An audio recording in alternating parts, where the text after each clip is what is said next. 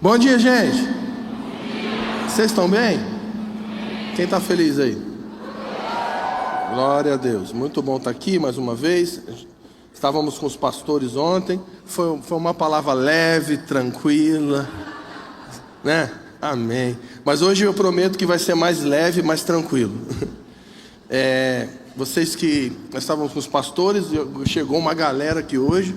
Então é um prazer estar aqui nessa casa mais uma vez.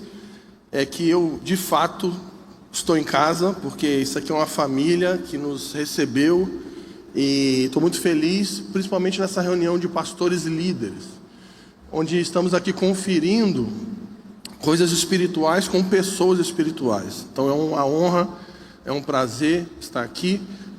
Também foi um prazer conhecer o Dênio, né? O Dênio aí eu já conhecia de ouvir falar, a gente sempre está nas conferências, mas nunca se encontra, né?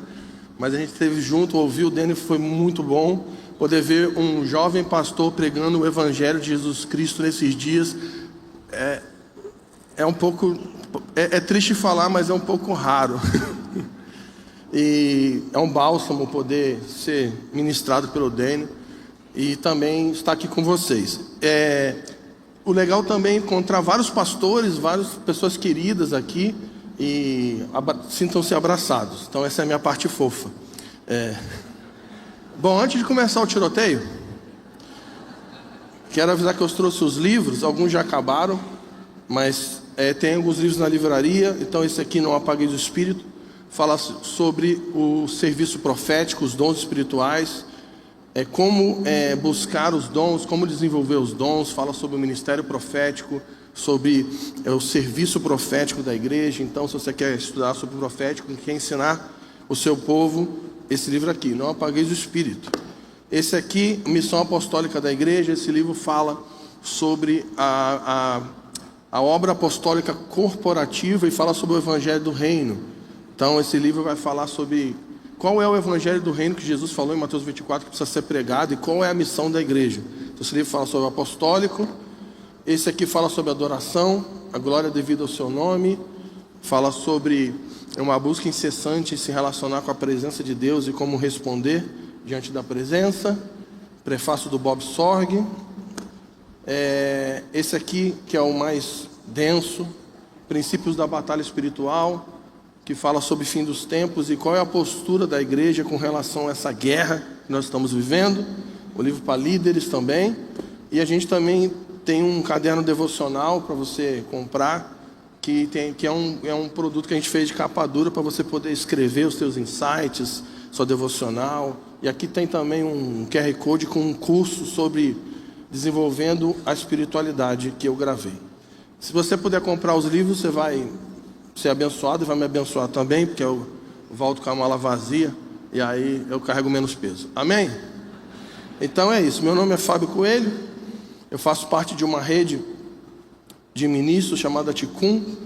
Essa rede ela é sediada em Jerusalém, Israel, e tem presenças em vários lugares do mundo, Japão, Europa, Estados Unidos, e tem no Brasil também. No Brasil ela é liderada pelo Harold Walker, que é meu mentor, da família Walker, que muita gente conhece aqui. E também faço parte da liderança do presbitério da família de Ziscope, lá em Bragança Paulista. A gente trabalha junto com o Fábio Bravo, com Douglas Gonçalves, com Marcos, e com Johnny, com Michael Barroco. Então esse aí é o que a gente faz, quem nós somos. Nos últimos 15, 20 anos a gente está trabalhando como missionário. A nossa ênfase é trabalhar com relação ao serviço profético, e é isso que eu vou tentar fazer aqui hoje. Então, se der tudo certo aqui hoje, a glória de Deus. E se der tudo errado, a culpa é do Douglas Gonçalves. Você pode botar na conta dele e liga para ele e vai reclamar depois. Amém? Amém. Então vamos lá, que o Senhor nos ajude. Que nenhum evangélico se desvie, nenhum pastor me odeie, que o pastor Samuel não brigue comigo no final. Então, quero compartilhar um peso profético e eu quero profetizar para vocês. E ontem a gente viu essa atividade profética, né, da palavra profética tocando pessoas, mas eu quero compartilhar uma palavra que eu creio que é profética e é uma palavra corporativa.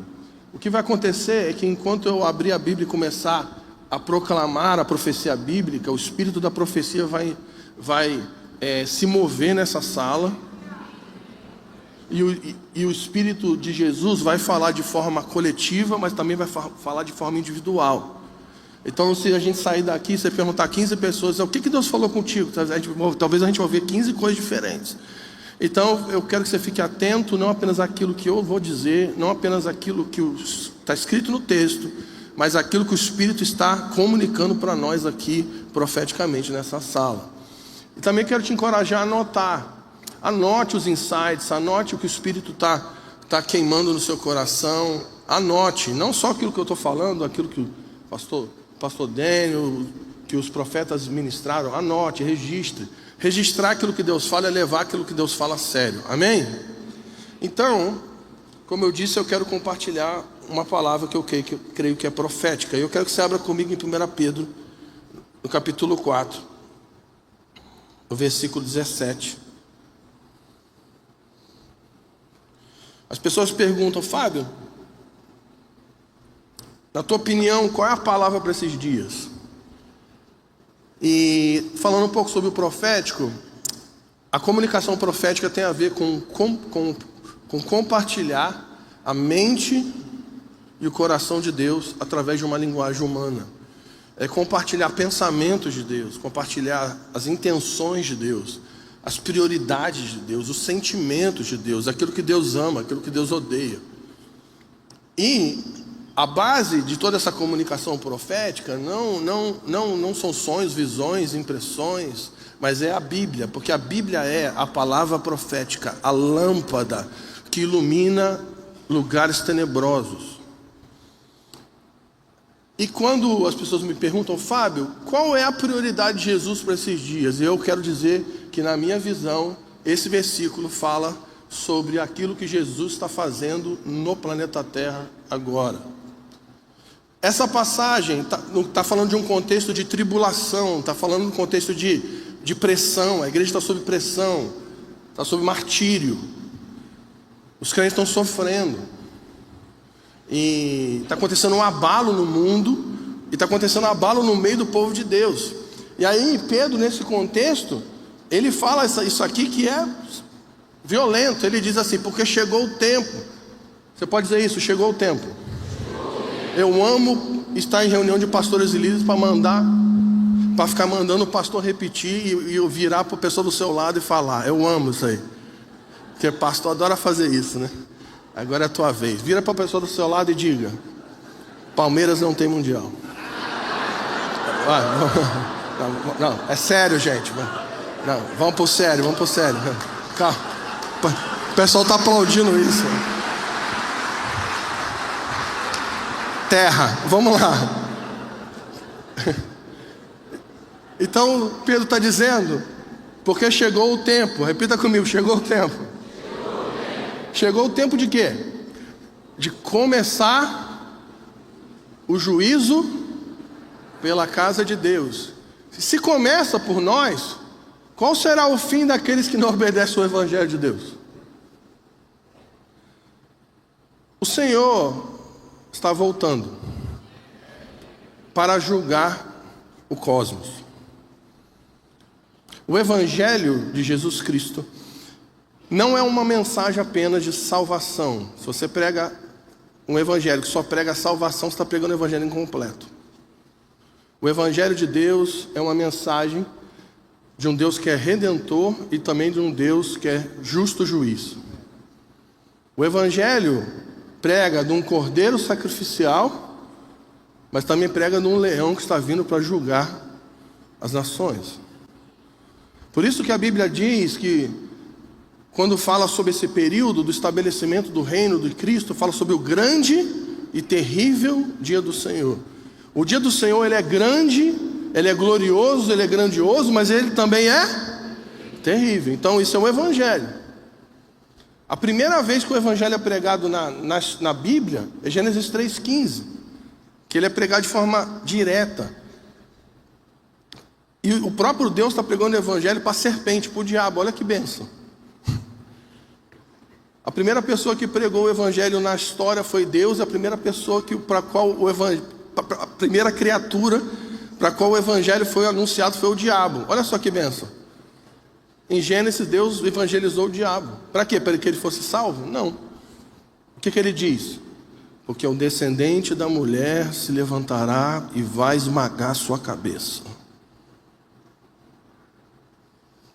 O evangelho fala da redenção para aqueles que se submetem a Jesus, mas também fala sobre juízo de um Deus contra aqueles que se rebelam contra a sua santidade. E aqui o texto vai dizer que é claro, e a Bíblia é clara, e o evangelho é claro. Jesus está voltando para purificar a terra. Ele vai purificar a criação com fogo. Uma nova Jerusalém vai descer do céu. Ele vai trazer novos céus e uma nova terra. E como eu disse ontem, Jesus não está vindo para tirar o seu povo da criação. Ele não desistiu da criação. Ele está vindo para redimir a criação. E ele está levantando um povo para, junto com ele, reconstruir a criação. E a Bíblia chama isso de novos céus e nova terra. Ele está vindo para purificar a criação. Ele está vindo para colocar as coisas em ordem. Justiça não é igualdade, gente. Justiça é equidade. Justiça é Deus colocando as coisas em ordem. Só que é o seguinte: antes dele trazer justiça sobre toda a criação, ele vai trazer justiça para a sua casa. Fábio, qual que é a prioridade de Deus, de Jesus Cristo, para o Brasil e para as nações hoje? Jesus quer voltar. Jesus quer redimir a criação. Mas a sua prioridade é purificar a sua casa. Jesus está totalmente comprometido em levantar uma esposa gloriosa, que é seu povo. Um povo sacerdotal que junto com ele vai governar essa criação. A prioridade de Jesus hoje não é a política. A prioridade de Jesus não é os conflitos do Oriente Médio. Não os problemas que estão acontecendo na igreja dos Estados Unidos. Não são escândalos. A prioridade de Jesus é edificar um povo para si. Purificar um povo. E para isso, Jesus ele é meio estranho. Porque se eu fosse eu, não fazia igual ele fez. Por mim eu liberava o meu poder, já purificava um povo e estava tudo certo. Mas ele tem uns métodos estranhos. O que ele fez? Ele resolveu escolher pessoas para serem colaboradores da sua missão. O que é um pouco estranho, porque nós somos ruins pra caramba. Nós somos meio imprestáveis. Nós somos mal, e a Bíblia diz isso. Só tem um que é bom. Para que ele quer gente tão ruim como a gente? Para colaborar com isso. Efésios 4, no versículo 11 seguinte, diz que ele, Cristo, aquele que ressuscitou, aquele que desceu e aquele que subiu, ele deu dons aos homens. Ele deu uns para apóstolos, profetas, pastores, evangelistas e mestres. Para quê? Para quê? Vamos, vocês lêem a Bíblia? Pô, ninguém quer falar mais nada. Para quê? Para capacitar os santos. Para treinar os santos. Para quê? Para a obra do ministério. Qual é a obra do ministério? A edificação do corpo de Cristo. E aí diz o texto, até que, repita comigo, até que esse povo, a igreja, chegue à plenitude da maturidade, da estatura de Cristo. Para que nós estamos aqui? Para que nós fomos chamados? Para colaborar com a edificação da esposa de Jesus Cristo. Sabe por quê? Porque Jesus quer voltar. E sabe por que nós precisamos ser sérios com isso? Porque Jesus não é pedófilo. Jesus não vai vir se casar com uma criança imatura. Jesus vai se casar com uma esposa madura. Paulo chama uma igreja gloriosa. E sabe qual é o escândalo dessa loucura? É que ele nos chamou para sermos co-participantes da edificação do seu povo. Isso é uma honra. Ser um líder, ser um ministro, ser um missionário, ser um pastor, um presbítero, é uma honra, porque você não merecia, e eu não merecia. E ele não precisava da gente. Mas ele resolveu nos incluir na edificação de um povo para ele. Aleluia. Jesus está agora interessado em purificar a sua casa. Ele está interessado em edificar a sua esposa. Uma família para o pai, Efésios capítulo 2.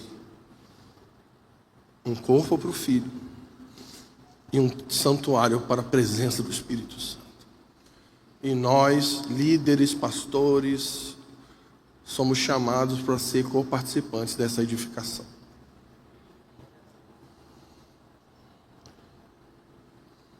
Quando eu começo a meditar sobre isso, então qual que é o processo de Jesus para purificar a sua casa? O que Jesus está fazendo agora para purificar a sua casa? Eu observo uma coisa, não sei se você já reparou, mas na Escritura tem 2 momentos que Jesus purifica o templo em Jerusalém. E aí, entre os eruditos, os teólogos, a maioria deles crê que isso aconteceu 2 vezes. Então isso está em João 2, isso está em Mateus 21. Então, se isso é verdade, Jesus purificou a sua casa 2 vezes. Uma no início do seu ministério e uma nos últimos momentos do seu ministério. Isso é uma mensagem para a gente. Jesus começou o seu ministério purificando a casa de Deus, e encerrou o seu ministério público purificando a casa de Deus. Hebreus capítulo 12 diz que antes do reino inabalável vir sobre essa terra, ele vai abalar tudo aquilo que é abalável. É isso que está acontecendo na igreja. Jesus está abalando a sua igreja, porque existe um zelo que consome a Cristo. O zelo pela casa de Deus consome o coração de Jesus. Jesus é um Deus apaixonado, Deus homem, que arde de paixão e zelo pela sua esposa.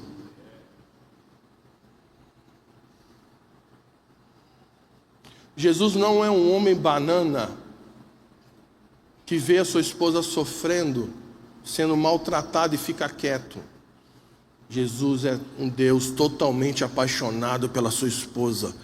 E existe um zelo que queima no seu coração. E Ele está buscando pessoas que vão compartilhar desse zelo com Ele. Pessoas que amam a sua esposa. Não querem se aproveitar da sua esposa. Porque a esposa é dele, não é sua. Como eu falei para os pastores ontem, tira isso da sua boca. Minha igreja, minhas ovelhas. Tira isso. A igreja de Jesus. As ovelhas são de Jesus. Ele disse para Pedro: tu me amas? Apacenta as minhas ovelhas. Eu edificarei a minha igreja. Nós somos servos do Cristo, o Senhor da igreja. Somos colaboradores, somos amigos do noivo. Nós não vamos casar com a noiva, mas somos aqueles que zelamos pela esposa de Deus. E eu quero que você abra comigo em Mateus 21. Eu li essa passagem aqui para os jovens no carnaval, mas a gente vai ler agora com o contexto de pastores e líderes. Os irmãos da filmagem já vão preparando para editar as partes complicadas, para a gente evitar processos. Meu advogado está desesperado. Ele falou: Fábio, para, já está ficando caro. Mateus 21, esse momento que vai narrar os últimos momentos do ministério de Jesus. E e vai narrar esse momento onde ele entra no templo e purifica o templo. Basicamente é o primeiro episódio da 5ª temporada do The Chosen, onde Jesus do nada vira o Indiana Jones. Quem viu? Alguém viu? Bicho, ele pega um chicote e começa a virar o Indiana Jones ali, um negócio bem divertido. Essa passagem, Mateus 21, segundo os eruditos e os teólogos,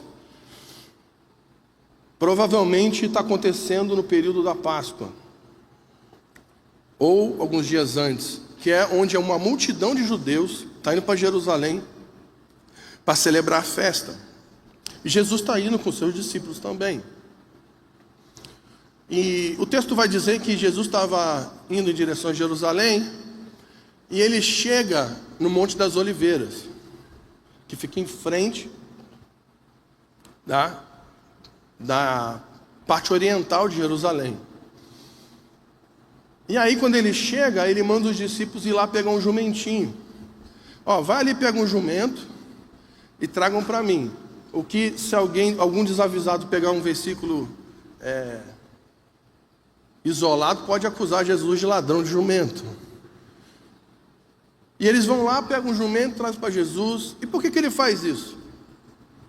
O tempo todo Jesus está dizendo para todo mundo, ele faz um milagre, ele faz uma cura, ele fala, não fala para ninguém não fala para ninguém não, vamos ficar só aqui entre a gente aqui. Só que nesse momento, Jesus, ele parou de vamos dizer, como seria a melhor palavra? Ser discreto. Agora Jesus vai falar claramente, eu sou o Messias. Por quê? Porque havia uma profecia, no versículo 5 vai dizer isso. Havia uma profecia em Zacarias, no capítulo 9, que dizia que o rei dos judeus, o Messias, viria humilde, montado num jumento. Quando Jesus pede um jumento, para montar no jumento, para entrar em Jerusalém, o que ele está falando?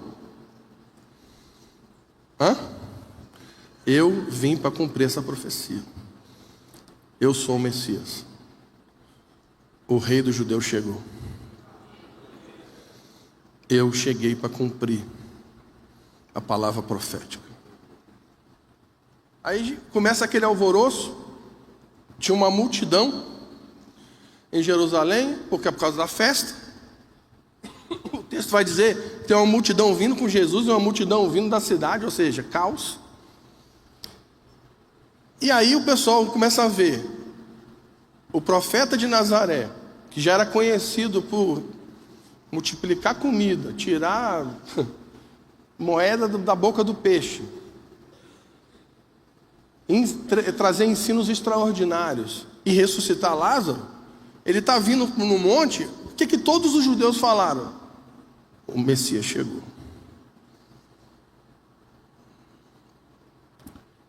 E aí quando Jesus está vindo, eles começam a cantar um salmo. Isso já está no versículo 9.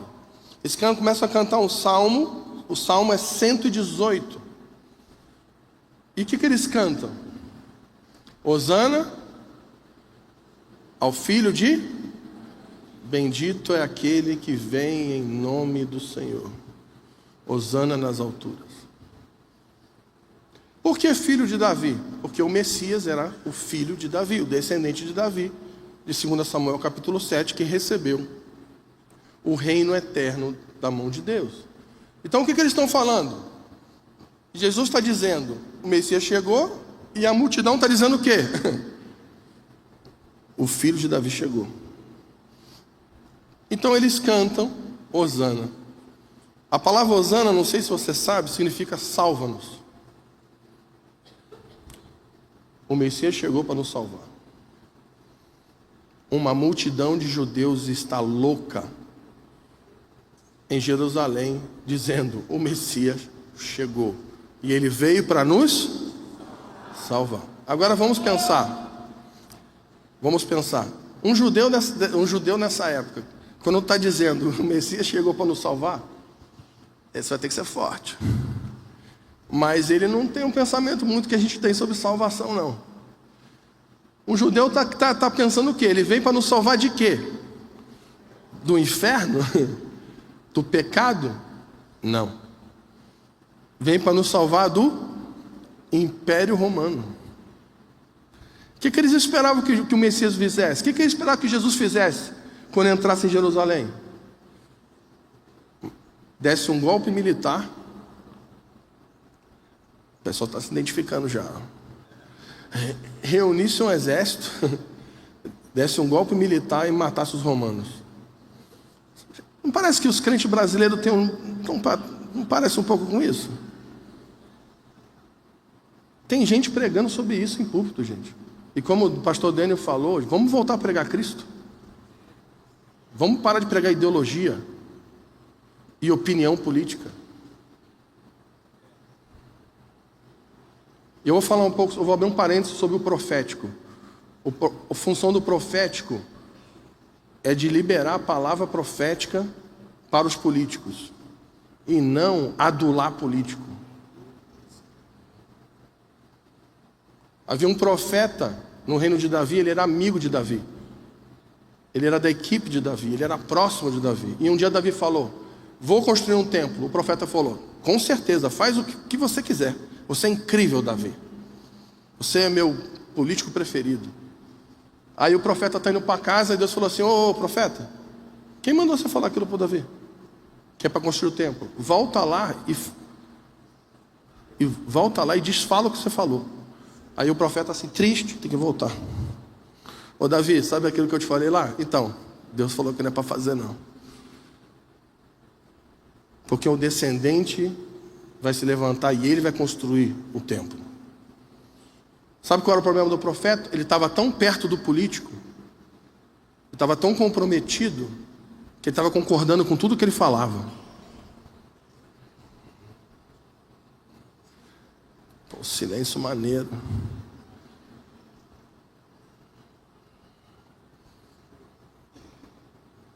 O fato de você achar que o governo atual não é o melhor para a igreja, não quer dizer que você tem que aplaudir tudo que o governo opositor faz.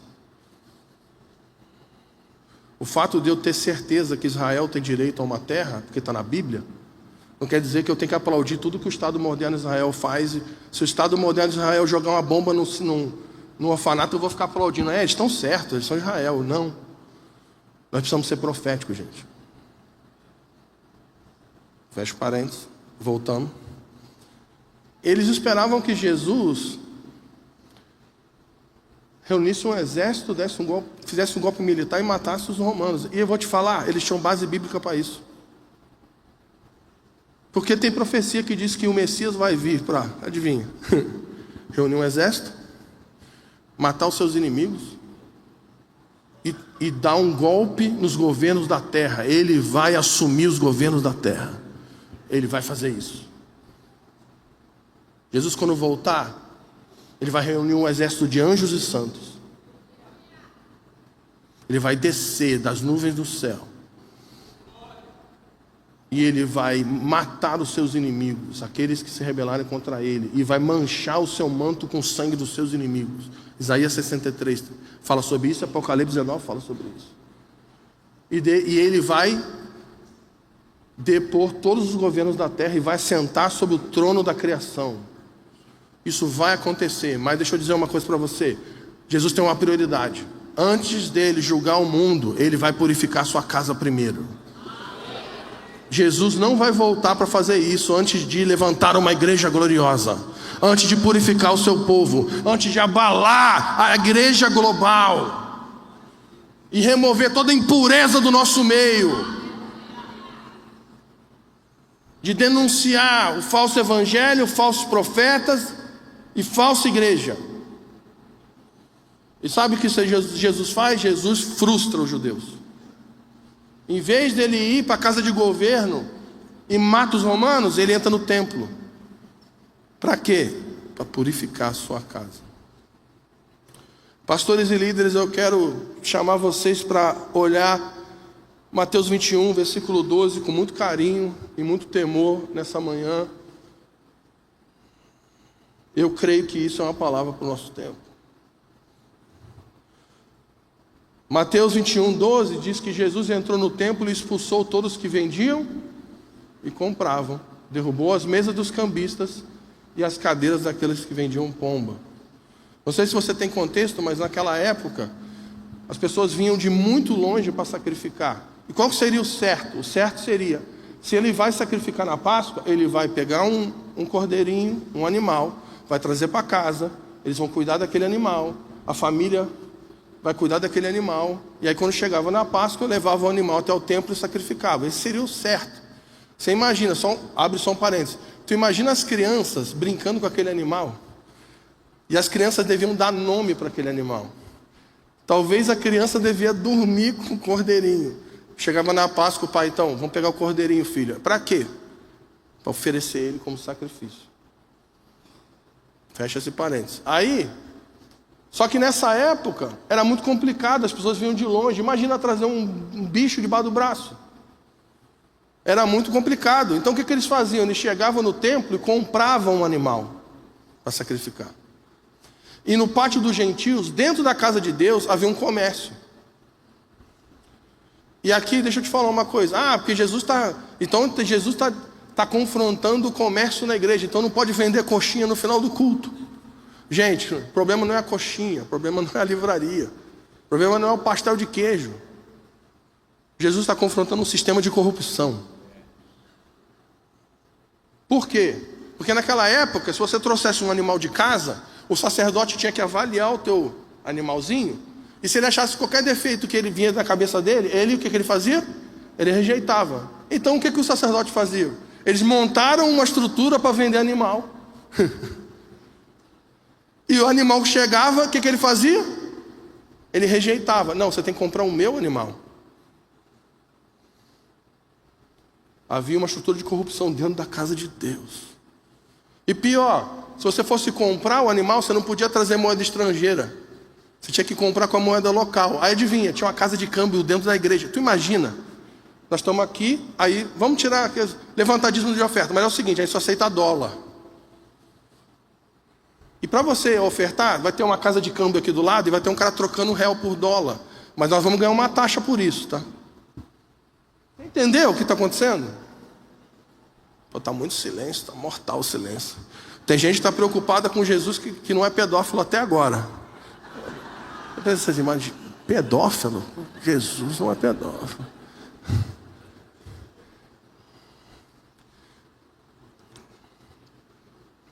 Jesus chega, tem esse circo armado. Sabe o que ele faz? O manso e humilde. Ele entra, ele joga tudo para o alto. E vou te falar uma coisa, Jesus não perdeu o controle, ele não está emocionalmente instável, ele continua, ele manso e humilde, plenamente manso e humilde, ele entra no lugar onde havia corrupção, e é consumido pelo zelo de Deus.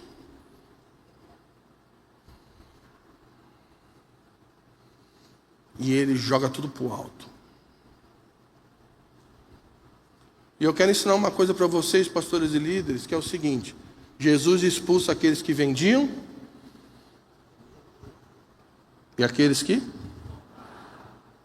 Sabe o que Jesus está fazendo hoje? Jesus está abalando a estrutura da igreja. Mas ele não está julgando só quem está vendendo. Ele está julgando também quem está consumindo. A pessoa que cria a estrutura da pornografia é culpada, é imoral.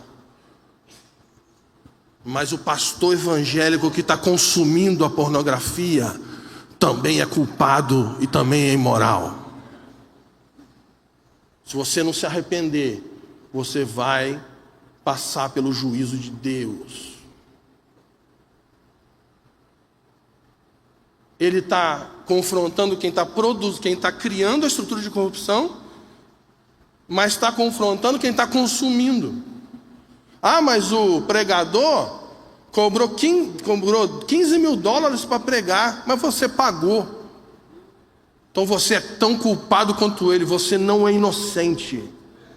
É verdade, alguém concorda? Duvido falar no final, quando eu falar estou acabando. É piada, gente, é piada. Não, mas aquela banda cobra 50 mil reais para vir no meu evento, mas você paga, porque aquele que está cobrando é corrupto, mas você que está pagando também é corrupto, porque você está usando de alguém famoso para encher o teu evento. Ele está abalando todas as coisas. Ah, mas eu abro caixinha no Instagram para me divertir. Gente, quando eu abro caixinha de pergunta no Instagram, eu não estou abrindo caixinha para responder pergunta. Eu estou entediado, eu quero me divertir. E aí sempre tem alguém: olha, o pastor da minha igreja é abusivo, não prega o evangelho. O que eu devo fazer? Você é um imbecil. Porque se você já sabe que é abusivo, se você já sabe que ele não está pregando o evangelho, o que você está fazendo lá? Você é culpado junto, você sabe, você não é inocente. Você está consumindo, sabe por quê? Por que você está lá? Porque a cadeira é boa, porque o kids é bom, porque tem um ar-condicionado, porque tem um bom estacionamento, é confortável para você. Você não está no lugar para colaborar, você está no lugar por quê? Para consumir.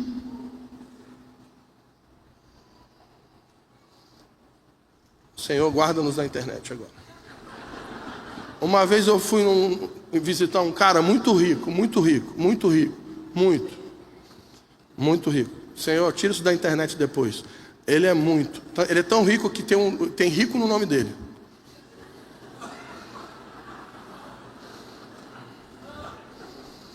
E aí, esse cara que é muito rico, ele falou: não, eu congrego numa igreja. Eu gosto de estar lá, é legal, é confortável, tem sala VIP. É bom, tem carregador para carro elétrico, estacionamento, tem kids. Mas a mensagem é muito fraca. A pergunta é: o que você está fazendo lá? Se o neófito que acabou de se converter está dizendo que a mensagem é fraca, o que ele está fazendo? Por quê? Porque é confortável para um milionário estar numa igreja que tem uma estrutura para receber milionário. Quando eu vim aqui da última vez, quando eu vim aqui no passado, o prefeito da cidade tinha acabado de ganhar.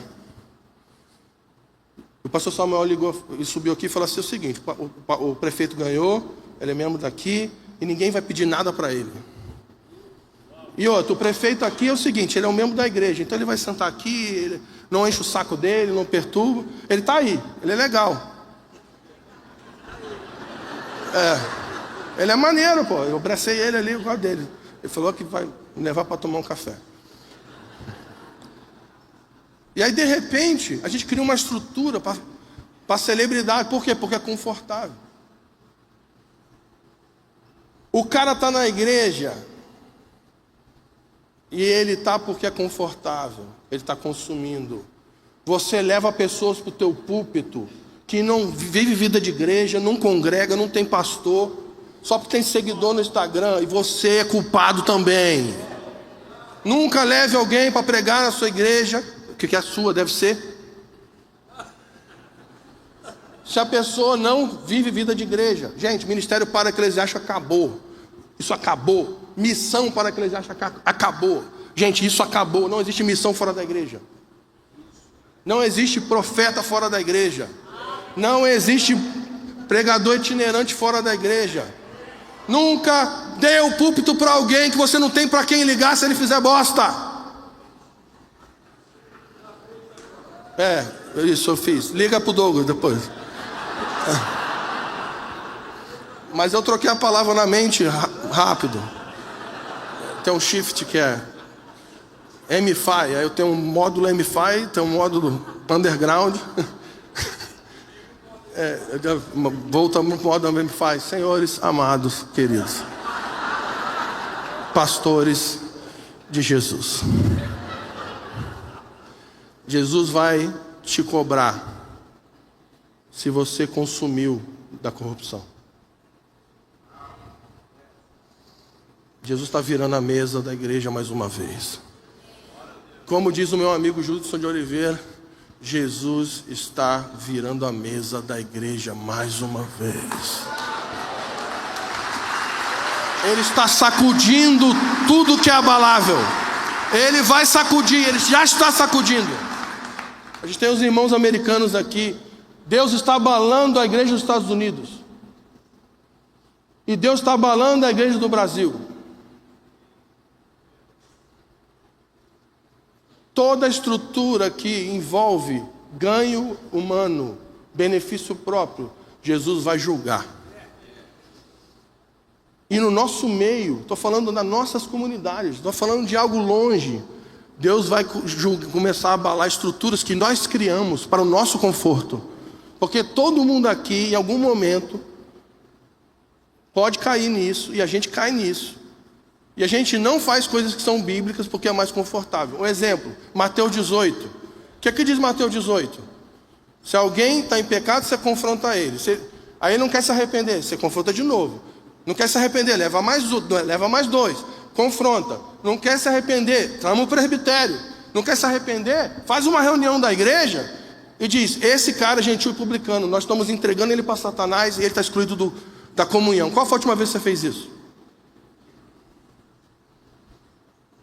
Qual foi a última vez que você fez uma reunião para excluir alguém da comunhão? Por quê? Porque não é confortável.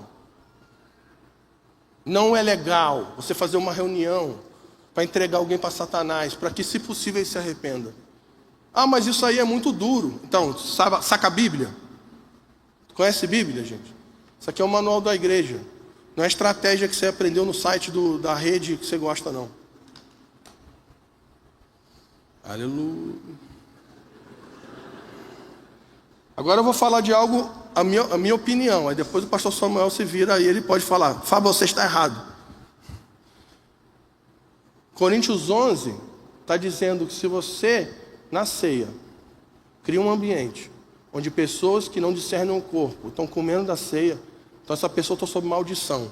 A pergunta é: como é que você está administrando a ceia da sua comunidade? Você pensa nisso?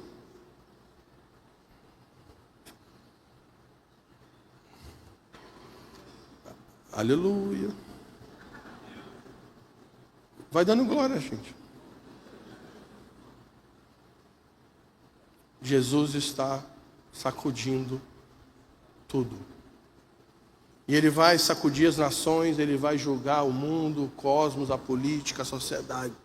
Mas a prioridade de Jesus agora é purificar a sua casa. Tem alguém aí? Vai falando assim, quando ficar constrangedor, alguém dá um amém aí só para... Isso, irmão, você está comigo desde o início. Bota o próximo versículo aí para nós. Agora olha só que interessante, Jesus é muito profeta. Na verdade ele é o profeta, ele é... só um parênteses aqui, vamos abrir outro. Não, porque profeta é tudo maluco, tudo depressivo, antissocial, profeta não fala com ninguém, profeta não congrega, profeta é estranho, profeta é grosso, é tudo mentira. Porque a maior referência de profeta da Bíblia é Jesus Cristo.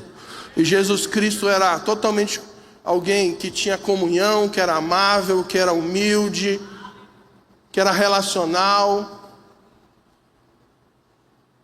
Então, fecha esse parênteses. Aí, Jesus, presta atenção em mim. Jesus, ele entra no lugar e ele derruba aquilo que é falso. Estamos juntos? Então, o que ele faz? A primeira coisa que ele faz, ele o quê? Ele entra e derruba aquilo que é falso, aquilo que é corrupto. Mas logo em seguida, Jesus, ele aponta para o verdadeiro. Ele edifica o verdadeiro. Um profético que só fala mal de tudo, mas não está envolvido com a edificação, não é profético, é patético. Tem gente que só fica na internet falando mal. Tem gente que fica aqui: pastor, mas isso está errado na igreja. Isso está errado na igreja. Mas isso está errado. Tá, mas a pergunta é: o que você está fazendo para construir com a gente? Não, mas eu não quero me envolver. Então cala a boca.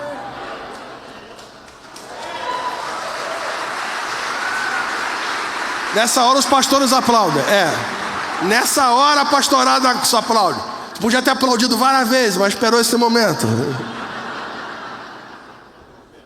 Tem gente que só quer ficar falando tudo que está errado, mas não quer participar da construção.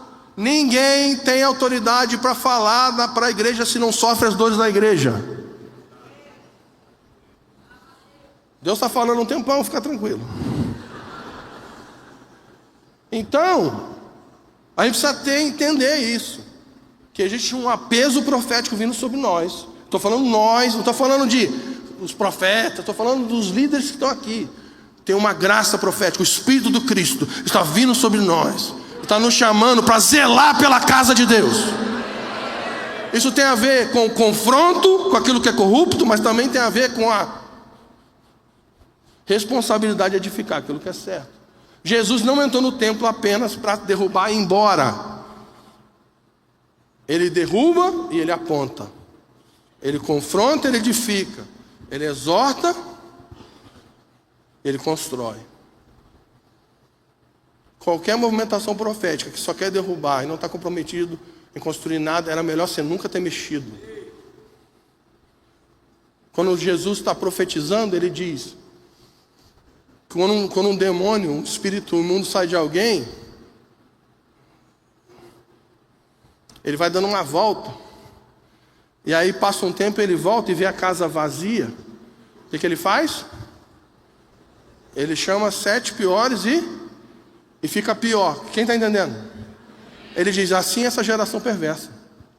Ele não está profetizando sobre demônio, gente, ele está falando sobre uma geração. Sabe qual é o problema? É tirar o imundo e não edificar nada no lugar. Ele volta e vê vazio e a coisa fica pior. Vamos parar de mexer naquilo que está errado se você não está afim de edificar aquilo que está certo. E ele aponta para a identidade da casa. E qual a identidade da casa? A casa do meu pai será chamada casa de oração. Mas vocês estão transformando ele num covil de ladrões. E ladrões, o pastor Dênio, que gosta de João, ele está citando João 10, onde ele está falando sobre os ladrões que vieram antes dele. E os ladrões que vieram antes dele não é o diabo. Eu cresci na igreja ouvindo que o diabo veio para matar, roubar e destruir, mas esse versículo não existe. Jesus disse: os ladrões que vieram antes de mim são aqueles que estão causando destruição. E ele diz: e o ladrão vem para matar, roubar e destruir. Quem está matando, roubando e destruindo são os falsos profetas, são os falsos líderes, é o falso evangelho. Ele diz: vocês estão transformando isso aqui num covil de ladrões. Mas a casa do meu pai tem uma identidade, uma casa de oração. Fábio, o que é uma casa de oração? Casa de oração não é um lugar onde tem muita oração. Vai ter que ser forte agora. Casa de oração não é um lugar onde tem turno de oração, culto de oração, onde tem oração 24/7, porque tem um lugar que eu não vou citar, que é antiético, que tinha muita oração e no final se mostrou um lugar de corrupção. Casa de oração, identidade da igreja. Por quê? Porque é uma casa de sacerdócio. Repita comigo: casa de sacerdotes. O que isso significa, Fábio? É que não existe espectador na igreja. Não existe consumidor na igreja. A nossa função como líderes não é criar um estado de dependência das pessoas da minha voz. Isso aí é manipulação e feitiçaria. A nossa função é criar um ambiente onde os sacerdotes do Senhor ministram a Deus e o povo.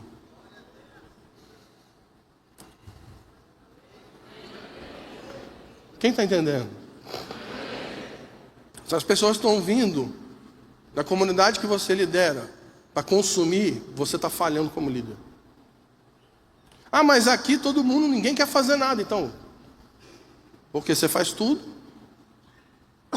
você criou um ambiente de conforto, que não há confronto, que não há ensino, e todo mundo só vem aqui para consumir.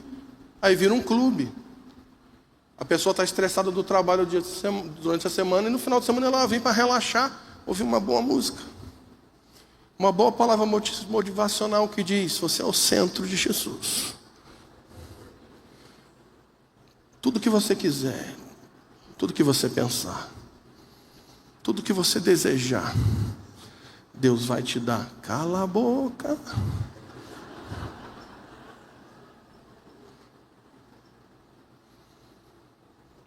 Nós precisamos criar uma cultura sacerdotal. A nossa função é instruir a igreja por meio do evangelho para que eles cumpram o seu sacerdócio. Lembra de Efésios 4? Ele deu uns para apóstolos, profetas, pastores, evangelistas e mestres. Para quê? Para capacitar os santos. Para quê? Para a obra do ministério. Então quem faz a obra do ministério? Quem faz a obra do ministério? Os santos. E os 5 ministérios? São treinadores. Gente, treinador não entra para jogar, ele fica gritando lá de fora. Ele escala o time, ele ordena, ele cria estratégia, ele fica, vamos, vamos. E quando alguém está vacilando, ou errando, ou está machucado, você tira e troca. Isso é nós. O problema é que você quer ser um empresário do time, você quer ser o atacante, você quer ser o goleiro, você quer cabecear, você quer chutar o escanteio, correr para a defesa, você quer levar a água para você mesmo, e você é o próprio cara que tira da maca você quando cai. Você vai ficar caído para sempre lá. Porque você criou uma cultura de consumidores. Vou dar um prêmio para ele no final. Vou dar um livro para ele no final. Fábio, me dá um exemplo prático. Era melhor não. Mas vou citar 2. Fizeram uma reunião de novos membros lá na família de Ziscópio. Aí me chamaram para falar, aí vai eu. Aí esse era o primeiro erro. O segundo, que o Douglas viajou. Segundo erro. E o terceiro, que não tinha câmera, aí não tinha prova, aí estava tudo certo. Aí nós estamos na reunião, novos membros, eu falei, gente, aí falamos sobre o sacerdócio, sobre a visão da igreja, do que a gente crê, de como a gente vive o evangelho, das responsabilidades do membro, o que define se você é membro ou não da igreja, se você é visitante. Porque lá tem gente que vai 1 ano no culto lá e continua sendo visitante, não é membro. Você já definiu na comunidade que você lidera o que define um membro e alguém que é visitante? Continuando. E aí estávamos lá e eu falei, gente, depois de falar sobre sacerdócio, eu falei, vamos fazer um acordo aqui, ó. Vocês aqui, ó. Tinha umas 200 pessoas lá. Aí eu falei, gente, é o seguinte. Você é um sacerdote da nova aliança. Você é um ministro do Espírito Santo. Você é crente. Então nós vamos fazer um acordo que nunca mais na sua vida você vai fazer um aniversário do seu filho e vai chamar o pastor para orar pela criança na hora do parabéns. Ele riu porque ele sabe. Tem pastor que não vai de propósito. Tem pastor que sai antes do parabéns. Tem gente que está aqui, eu já saí antes do parabéns. Aí todo mundo ficou chocado, eu falei, querido, você é sacerdote, o filho é teu, você que fez. Você bota a mão na cabeça dele e abençoa ele. Quem tem mais autoridade para abençoar a criança é você ou o pastor? É você, então cumpra o teu sacerdócio, querido. Aí todo mundo, esse é o primeiro acordo. Segundo acordo, gente, quando o primo da vizinha do teu tio, do cunhado, do seu melhor amigo, ficar doente, internado, não liga para mim não. Para eu ir no hospital orar, filho, você tem o Espírito Santo, você é sacerdote. O mesmo Espírito que está em mim está em você. Você vai lá e ora por ele para ele ser curado. Eu nem sei quem é essa pessoa, nunca vi, nunca sei. Cheguei lá, não sei nem o nome. Aí todo mundo assim, ó, querido. E terceiro acordo, nunca, jamais ligue para mim no dia que você encontrar um demônio. O demônio é teu, você viu primeiro, se vira. Se vira, pô.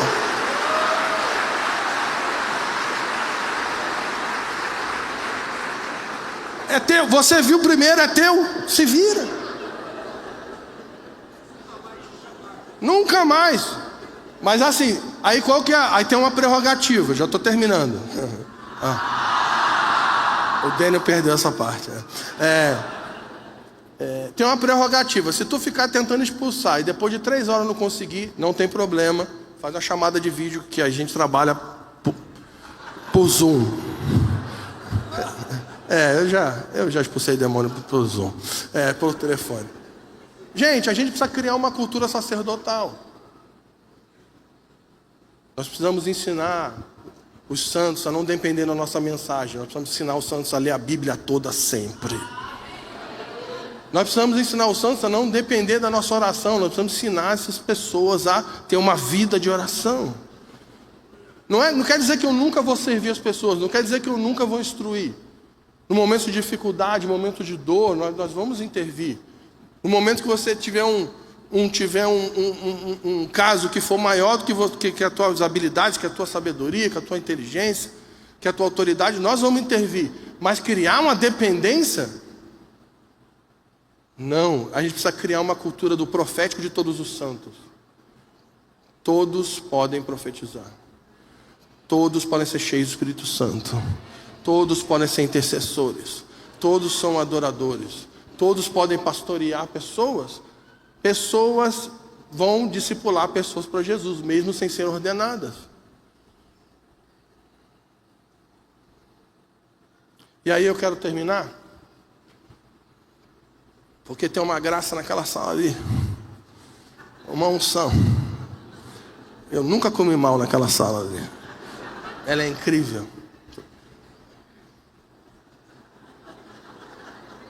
Amém. E eu quero te mostrar algo que para mim é muito forte. Depois disso aí, Jesus confronta, edifica. No versículo 14, ele começa a curar os enfermos. Ele começa a manifestar o seu poder na casa de Deus. E no versículo 15 acontece algo muito interessante. Quando os principais sacerdotes e os escribas viram as maravilhas que Jesus fazia e as crianças que gritavam no templo, Hosana ao filho de Davi, ficaram indignados e perguntaram a Jesus: você está ouvindo o que eles estão dizendo? Jesus respondeu: sim, vocês nunca leram? Da boca dos pequeninos e das crianças de peito tirasse o perfeito louvor. E eu quero te encorajar com uma palavra agora. Havia uma multidão em Jerusalém que estava cantando Hosana. Filho de Davi chegou. Hosana. Quando Jesus não fez o que eles queriam, a multidão parou de cantar. A mesma multidão que cantou Hosana e jogou os mantos para Jesus passar, foi a mesma multidão que falou crucifica. Sabe por quê? Porque Jesus decepcionou as suas expectativas. A tua função como líder não é suprir as expectativas do povo, é fazer a vontade de Deus.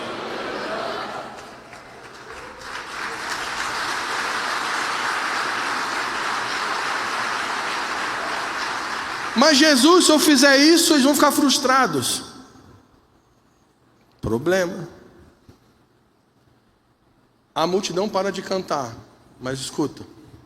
Mas havia alguém que ainda estava cantando. As multidões pararam de clamar. Mas havia um remanescente. Havia os pequeninos. Os improváveis. O barulho do som diminuiu, mas o clamor não parou. E aí, quando os religiosos viram as crianças clamando, eles tentaram silenciar as crianças. Para eles, você não está vendo que eles estão cantando o Salmo 118 e estão dizendo que você é o Messias? Para eles, para, Jesus falou. Ninguém vai parar os meus pequeninos. Em outro momento, ele diz assim: se eles pararem de clamar, as pedras clamariam. Deixa eu dizer uma coisa para você. A gente olha os escândalos, a confusão, os abalos.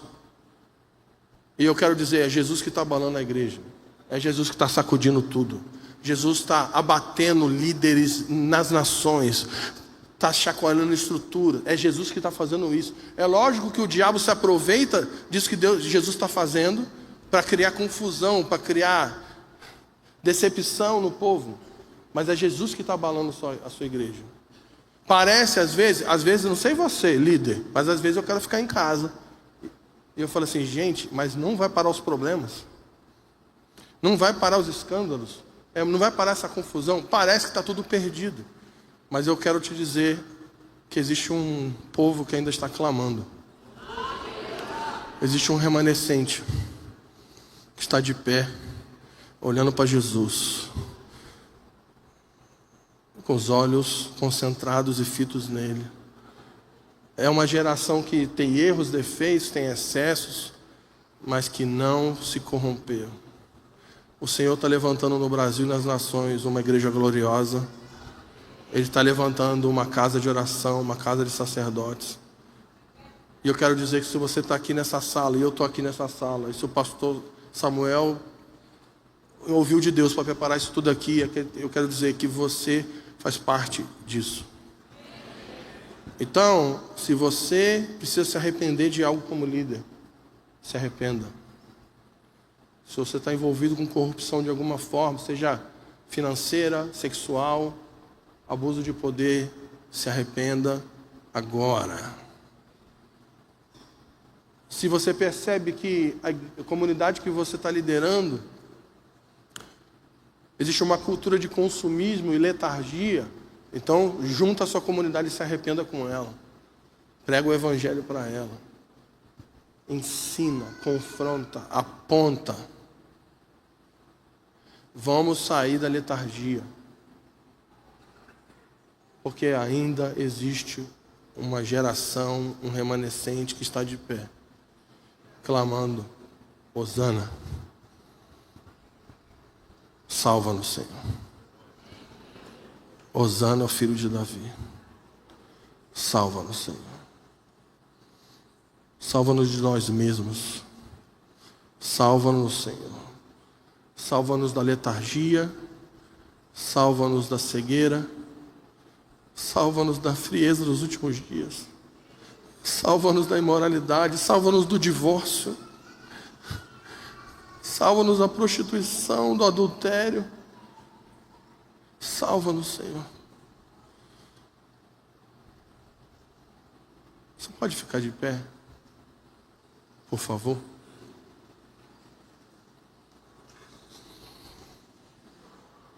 Quero te convidar a levantar suas mãos em sinal de rendição.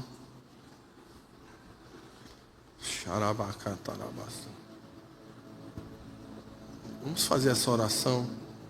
Salmo 118. Filho de Davi, tem misericórdia de nós. Filho de Davi,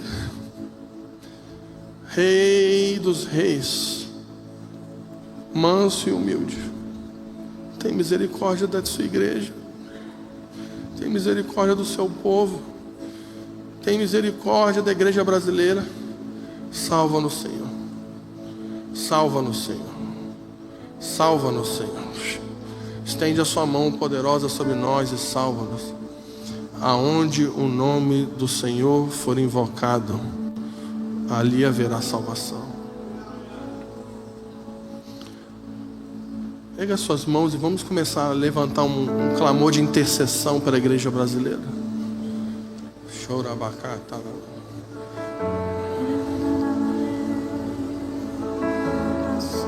Olha para o teu povo, Senhor. Espírito da graça, Espírito de Cristo, cai sobre nós, cai sobre o seu povo. Espírito da profecia, abre os olhos dos cegos, arranca o véu dos corações, remove as escamas dos olhos. Espírito, nós olhamos para você, Cristo, Cristo, Filho de Deus, Filho de Davi. Salva-nos da cegueira, salva-nos da imoralidade, salva-nos da frieza, salva-nos da letargia, salva-nos do abuso religioso, salva-nos dos falsos líderes, salva-nos do falso evangelho, salva-nos das seitas evangélicas, Senhor. Salva-nos, Senhor, dos lobos que estão no nosso meio. Remove os lobos do nosso meio, expõe os lobos, vira as mesas, Senhor. Abala tudo que precisa ser abalado. Senhor, purifica a sua igreja nesses dias. Que haja um batismo de zelo sobre nós. Que caia nessa sala um batismo do zelo de Cristo pela sua igreja. Uma paixão, um zelo por edificar uma casa para Deus.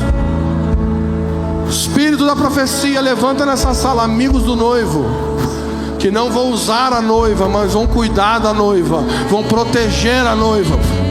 Amigos do noivo, comprometidos com o noivo e a sua esposa.